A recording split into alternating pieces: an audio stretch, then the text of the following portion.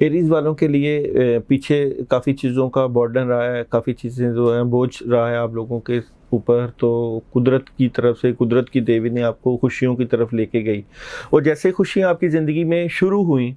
तो उसके साथ ही अचानक फिर एक नया आपके ज़िंदगी में मामला आ रहा है कि आपका सारा निज़ाम हिल जाएगा। यानी कि आपको समझ नहीं लगेगी कि अब क्या होने वाला है, क्या बनेगा, या मेरी मेहनत का फल मिलने लगा है, या मेरे हालात ठीक होने लगे हैं, या मेरे मामलात में बेहतरी आने वाली है। यानी कि कुछ समझ नहीं लगेगी। ये जब 2 या 3 दिन की ऐसी सिचुएशन रहेगी, उसके बाद फिर आपके हालात, आपके मामलात बेहतरी की तरफ चले जाएंगे, और ये बेहतरी काफ़ी पिछली बेहतरी से या पिछली खुशियों से ज़्यादा खुशियों वाले मामला होगा। ज़्यादा अल्लाह की मदद आप देखेंगे, अपने कामों में मदद देखेंगे, अपनी ज़िंदगी में मदद देखेंगे, जिनकी जॉब से रिलेटेड मामला हैं उनमें मदद देखेंगे, जो शादी से रिलेटेड मामला हैं उनमें मदद देखेंगे। मगर एक छोटा सा झटका लगेगा, क्योंकि स्टार्स की पोजीशन कुछ थोड़ी सी आपकी ख़राब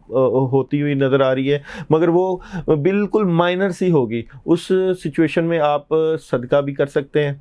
और आयत करीमा पढ़ें, आयत करीमा 71 टाइम पढ़ें, और अल्लाह के ऊपर भरोसा रखें, क्योंकि जो आपके मामला बेहतरी की तरफ जाएंगे, वहाँ पे आपको आपके रिश्तेदारों की तरफ से, आपके किसी दोस्त अहबाब की तरफ से, या आपको कहीं ना कहीं कुदरत की तरफ से बड़ी गायबी मदद मिलेगी, और कोई ऐसा मामला आपके साथ होगा जिसमें आप अपनी ज़िंदगी को बेहतर तरीके से गुजार पाएंगे। और जो एजुकेशन के साथ रिलेटेड लोग हैं, उनकी एजुकेशन बेहतरी की तरफ चले जाएगी। एक तरफ तो दिमाग में आएगा कि आप पढ़ रहे हैं तो सारा कुछ छोड़ दें, शायद एजुकेशन आपको फ़ायदा नहीं दे रही, तो एजुकेशन छोड़ के कुछ और मामलात कर लें, या कोई जॉब से रिलेटेड है तो वो सोचेंगे कि इस जॉब से मुझे फ़ायदा नहीं मिल रहा तो मैं इसको छोड़ के दूसरी जॉब कर लूँ, या जो बिज़नेस से रिलेटेड है वो कहेंगे कि इस बिज़नेस को छोड़ के किसी दूसरे बिज़नेस की तरफ चले जाए। मगर ये अचानक एक छोटा सा कुदरत की तरफ से झटका सा होगा, मगर जैसे ही आप ज़िंदगी को नए सिरे से शुरू करेंगे तो मामलात बहुत बहुत जल्दी आपकी ज़िंदगी जो है वो बेहतरी की तरफ चले जाएगी, मामला बेहतर हो जाएंगे।